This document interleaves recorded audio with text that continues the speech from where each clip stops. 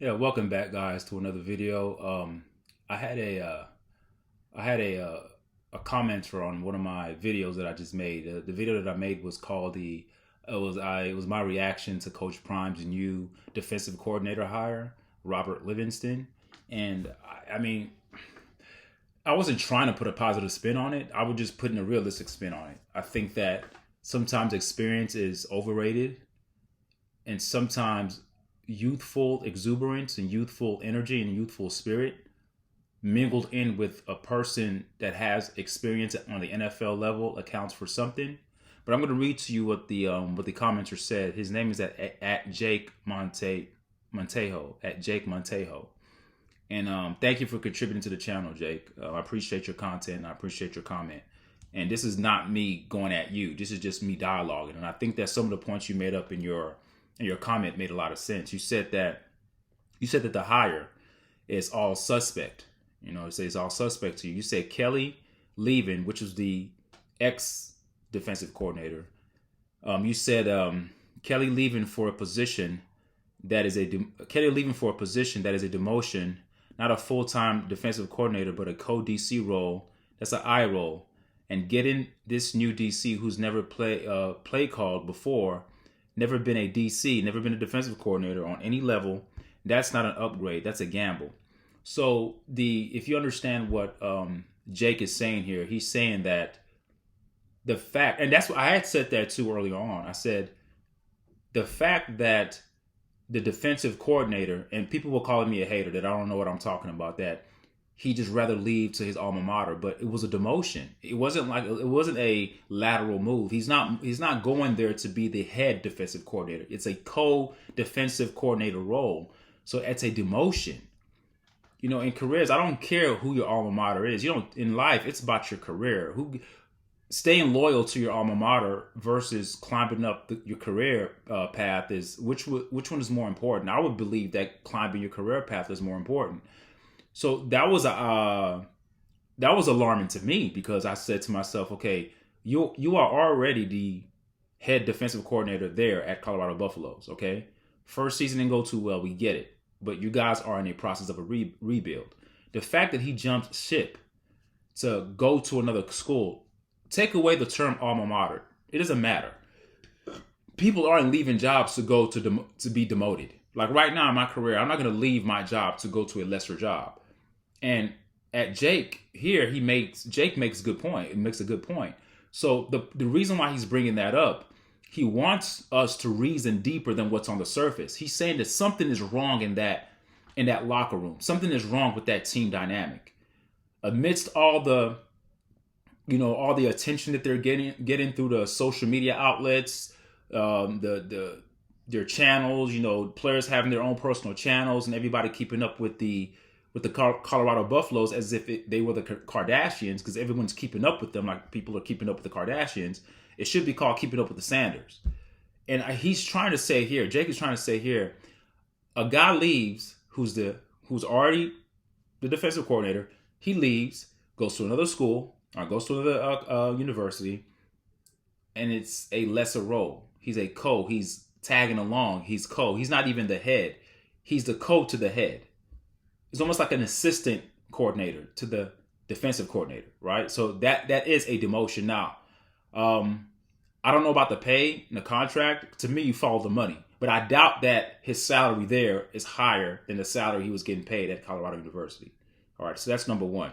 So the comment there, he's not elaborating, but I know what he's trying to get at because critical thinkers can think on the same wavelength. He's saying that you have to question the fact that a defensive coordinator who was already there left to a lesser role. And then now you're getting a defensive coordinator with no experience at all in terms of being a head defensive coordinator. So that's why, to Jake, this is suspect to him. He doesn't look at this as an upgrade. He looks at it as a downgrade. And he says here that he says this is all suspect. Kelly leaving for a position that is a demotion, not a full-time defensive coordinator, but a co-defensive coordinator role, and getting this new defensive coordinator who's never play called before, never been a defensive coordinator on any level, That's not an upgrade. That's a gamble. And I agree, it is a gamble. It is a gamble.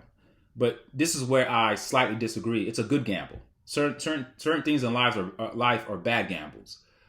There's nothing on Robert Livingston's resume that screams ignorance or incompetence. So we always have to give people a chance.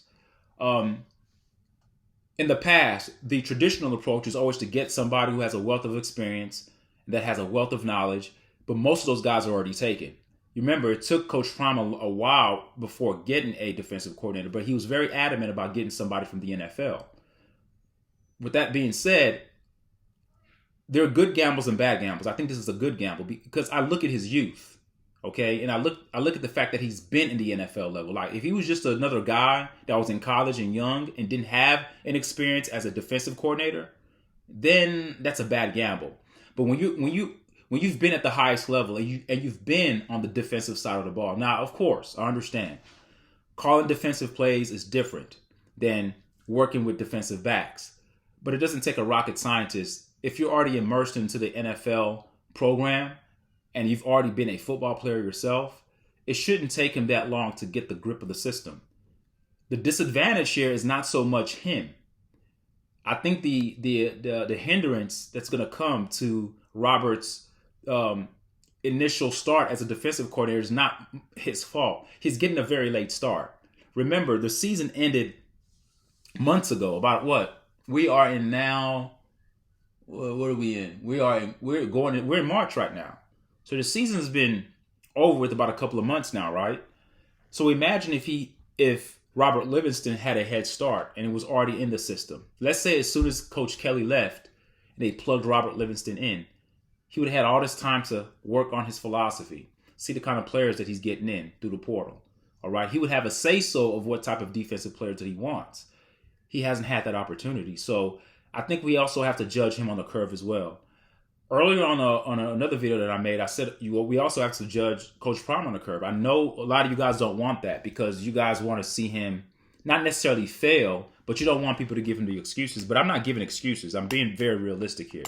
The fact that Coach Prime came in his first year with a truckload of new players, that was already hard enough to reacclimate, just bring in all those players at once and build something that quickly. That's not realistic. And I said so. But them losing the last 7 of 8 games was not what I expected either. I didn't expect that either. The fact that there's so much change going into Coach Prime's second year, I'm looking at his second year as a redshirt first year coach. He has to be. I have to look at it like it's his first year again because there's too much turnaround. You're talking about a lot of movements in terms of his assistant coaches, a lot of movement in regards to players leaving and players coming. And I understand that it happens all the time in college football, but in this day and age with the transfer portal going on, it's a gift and a curse for Coach Prime. Yes, it's a gift that he can get a lot of players in. It's also a curse because you don't have enough time to build a system or build a program. You know, when you talk about building a program, if you look at the definition of the term program means something that's sustained over a long period of time.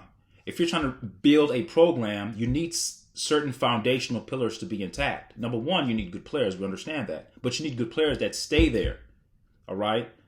That stay there and establish themselves, which will help other players come in. Then now you're starting to get what I call, what am I trying to say here? Way you guys can understand it.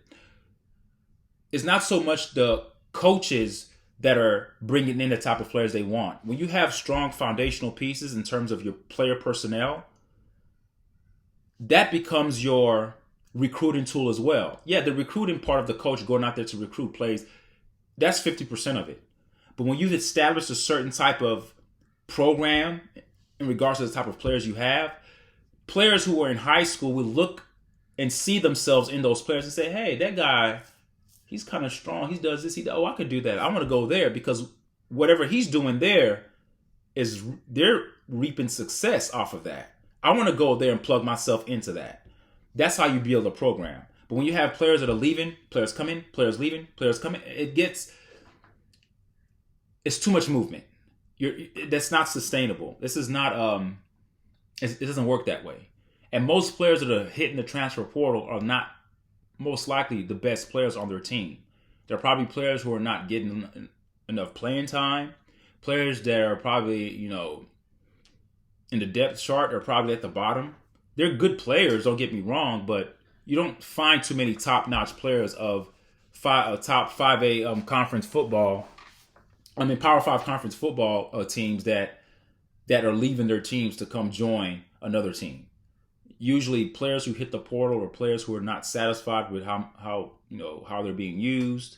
They probably feel like they'll get playing time elsewhere. So those are the things that that I'm looking at. So I think and I believe that Robert Livingston will struggle his first year, but it's not because of incompetence. It's just because he's starting too late and he's fresh and new.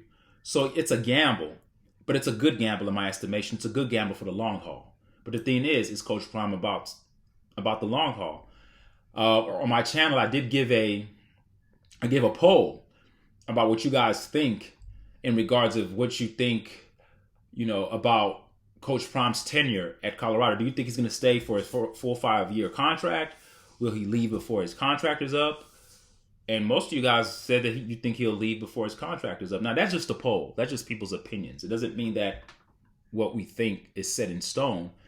But people don't believe Prime is there for the long haul, especially after his son leaves and graduates. And that's going to be the big kicker here. If once the son graduates and leaves, and if Prime stays, then and only then will I know that, okay, he's probably going to be here for the long haul to help build this thing the right way. So, yes, it's a gamble, but it's a good gamble. Life is gamble. And life is a gamble. And I think a lot of the times, if we always try to go the safe route and go with the for sure thing, that's not always great either, because when you have so much movement going on and so many new faces coming into the Colorado football program, when you have all these new faces coming in, you have to look at it from this perspective and say, okay, we're all new. We're all learning here. And I think that there's a level of team chemistry that's built organically with that. But if you bring in a old head who's established, then yes, it's good because people will look at the person and they automatically get respect based upon their past accolades. You can just look at them and say, okay, this is a proven defensive coordinator. But again, realistically, how many proven defensive coordinators are going to be jobless in the month of February and March? Not many.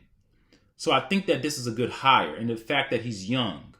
And you say, well, it doesn't matter if he's young or old. I say young because there's a certain level of energy that when you hire youth,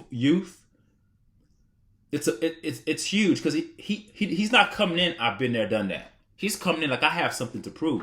And when you have that type of energy coming into a program, you end up getting the maximum of effort from that person, be it a head coach, being a defensive coordinator, or an offensive coordinator. When a young person steps in and they have something to prove, they're going to be more energetic. They're going to be more fiery. And I think that that's what the defense needs. I don't think they need another old head from the NFL who's been sitting on his couch for a couple of years and you call him up. Because no competent defensive coordinator in the NFL is jobless. They all have jobs. But I think that this is a good start. This is a good start for Colorado. If Coach Prime is deciding to stay there for the long haul. And I get what you're saying, Jake. I get you. It is a gamble. It is. He says the offensive coordinator is a has-been. So Jake also has a problem with the offensive coordinator. He says the offensive coordinator is a has-been. No one in the NFL wants him, and the DC is green as F. Green as F. Yeah, the defensive coordinator is green, and I agree with you. But I would argue and tell you, Jake, that the fact that you say the OC is a has-been, no one in the NFL wants him. I don't know if that's true. Maybe he doesn't want to be in the NFL. I don't know. But that's a good point you bring up. Maybe that's something that I can do some more research into. But I know he was an offensive coordinator in the NFL at some point. So you have some good points there, but we'll have to see. But the grading of the team they have to be graded on the curve. And this is not me setting up an excuse before the season starts. I am not trying to do that. We have to look at things realistically. And everything has to be looked at in context. Okay? If this guy had a full year of preparation, or he's not getting he's coming in late. And mind you, he has a new set of players to coach. It's going to be tough. And there's not only the defensive coordinator that's new. There are other, position coaches that are new as well. Everything's new. So that's why I'm looking at this year as Coach Prime's redshirt first year as a coach. The first year doesn't count. The first year was just an experiment that went bad. Too much cameras, too much talking, too much hype.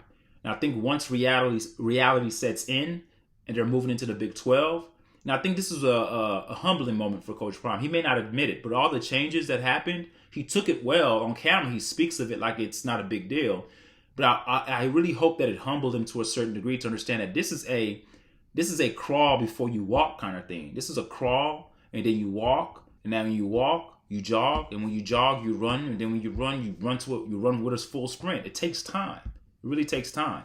And I think those who lack patience, who want to see immediate success, you're going to be in for a huge disappointment. It's not going to come immediately. What I want to see when they play is sound football, mistake-free football, being penalized minimally. I understand that you can't play a perfect game. We get it. Penalties are going to come here and there. I want to see them be efficient on offense. I don't want to see repetition, doing the same damn plays over and over again to pad Shedeur stats. We don't want to see that. We saw that last year. Let's move. Let's evolve. We have to be able to learn from our mistakes and say critique. Not everyone who's saying something against what they saw with Coach Prime in Colorado is a hater. These are just like me. I'm not a hater. I'm just speaking what I want to see, giving my personal opinion. I don't hate anybody. I don't even know him personally to hate him. Okay? And the fact that I'm critiquing, it actually means that I'm critiquing the team in order to see success. Because there are certain things that I see that need to be refined. If they can refine some of those things, then of course, if they're successful, then I'm happy. If they're not successful, I'm going to critique. You only critique what you love. You only critique what you like. If I don't care about Colorado, I wouldn't be talking about them. I care less. I couldn't care less. All right? So he says here, Jake says the offensive coordinator is green. And the offensive coordinator what did he say here? The OC is a has-been, meaning that he's old news. And no one in the NFL wants him, and he says that the defensive coordinator that's newly hired, Robert Livingston, is green as F. And he says unless you're used to being a loser, that anything is an upgrade. Both of these hires are suspect as F. Yeah, I mean, the way they lost, you could actually say they are losers. I mean, let's be honest here, Jake. I think you're absolutely right. In the sense that we know Coach Prime is a winner, but we're not talking about his playing days. We're talking about as a coach. Now. People are going to say, well, he won at HBCUs. Yes, but that's HBCUs. We're talking about Power 5 conference football. In his first year, he has not shown to be a winner. Now, yes, he did improve the team's winning percentage by 3 games. However, it wasn't the same team. I think that winning 4 games with the same team would have meant much more. But you revamped the whole team. 95% of the team was gone. You pretty much had your own personal Louis luggage that you bragged about. And the best you can do is win 4 games. And that's not bad for your first year. If you look at my past videos, I said that 2-win increments every year would be success to me. So they won 4 games last year. If they can win 6 games in the Big 12 next year, that's a success to me. I'm not going to look at it, they suck. That's people speaking with emotion. You're not being realistic. Sometimes we have to insert logic and contextualize our emotions and put them in context. Yes, deep down in me, I would love for them to be undefeated and go to the national championship and win it all. That's a dream. I would love that. Is that realistically going to happen? Hell no, it's not going to happen. What's realistically going to happen is that we can see a coach incrementally increasing their success year by year. 6 games next year. Maybe the year after that, they can go to 8-9 wins. After that, we want to see progress and organic progress. Not something that flames out, we won 4 games in a row, we're going to the championship, then you just lose out the rest. Kind of what happened last year. They won the first 3 games, and all of a sudden they start to lose. So hopefully the first year with Coach Prime was a learning lesson for everybody in the Colorado program. And even the fans, I hope you learned a lesson as well, that winning in college football is not easy. It's not easy. Having a hype train behind you doesn't make it an automatic path to success. It takes much more than that. It takes hard work. It takes all the stuff that people talk about, hard work, dedication. It takes all of that. But it also takes stability in the program. It takes competence from coaches, and that daddy ball concept has to be killed. I'm really eager to see how after next year, how that's assuming Coach Prime is still there, how the football team is ran after Shedeur leaves. I'm really eager to see how that's going to go, because from what I'm seeing here, I still think that they're going to be pass heavy next year, because the entire offseason he keeps talking about, and I say he, I'm referring to Coach Prime, he keeps talking about, getting offensive line, blocking for his son. And I get it. Your son's good. I get it. But there are other parts to your team too that are good. And it'll be wise for you to actually utilize those other parts of your team so your son doesn't get a major beat down like he did last football season. Because when your team becomes predictable, Coach Prime, your son's going to take the punishment, not you. So be a responsible coach and try to coach logically. Don't coach with your emotions. Use Alton McCaskill. Use your running backs. Use your screen game. You have the athletes. Use them. So that's what I think, Jake. But you make some good points, though, Jake. I see what you're saying. It's a gamble. It is a gamble. All right. Thank you guys for listening. Leave a comment. Let me know what you guys think. All right. Bye.